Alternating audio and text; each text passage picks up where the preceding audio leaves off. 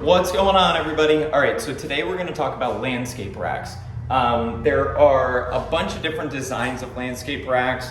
We carry a few different ones out there. This is probably the most common thing that you see on the market. These have been around forever.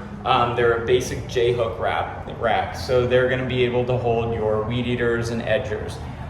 What I'm holding in my hand is a 3-position, so it's going to mount to the wall. They're going to always mount to the post in the wall, so you're going to find where the vertical line of screws is, and right behind that there's going to be a steel post.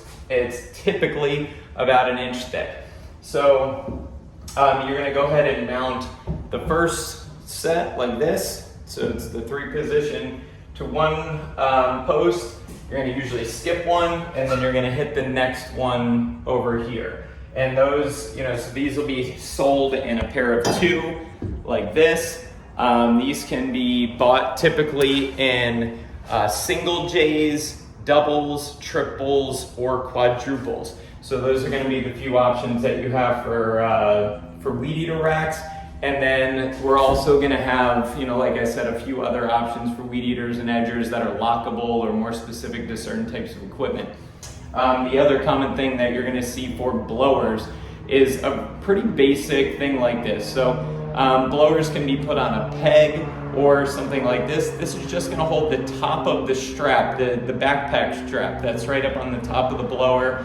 You're going to hook it over this. The arm will typically just hang, the blower piece will just hang. And there are some racks available also, or some additional straps that you can put that blower piece into.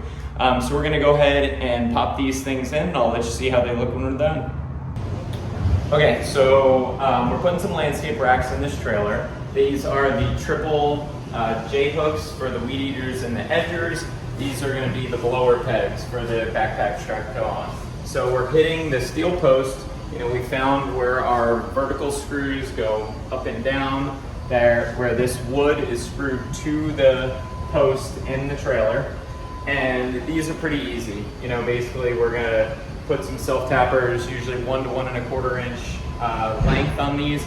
We're gonna run them right into the steel post here. There's gonna be one hole, one in the top, one in the bottom. The weed eater racks. This trailer has this trim piece in it where there's 2 sheets of plywood under here that connect.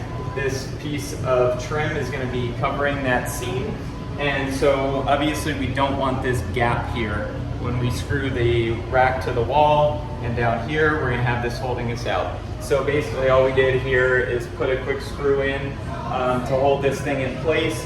We marked the wall on each side of it with a marker, and now I'm going to pull this off the wall, and we're going to take our skill saw and we're going to cut those 2 lines, and that one little piece in the center is going to come out so that this rack can sit nice and flush against the wall. All right, so as you can tell, the racks are now in. We got the 3 positions here. We notched out around the wood so that everything sits nice and flat up against the wall. So this customer chose to do 1 3-position, another 3-position here, 2 blower pegs in the back, and then once we go to the other side, they had another 3-position right over the wheel well, and 2 more blowers in the back. Of course, has the full landscape package in it, steel shelves, it's a Suncoast landscape trailer. So thanks for watching. Let us know if you have any questions.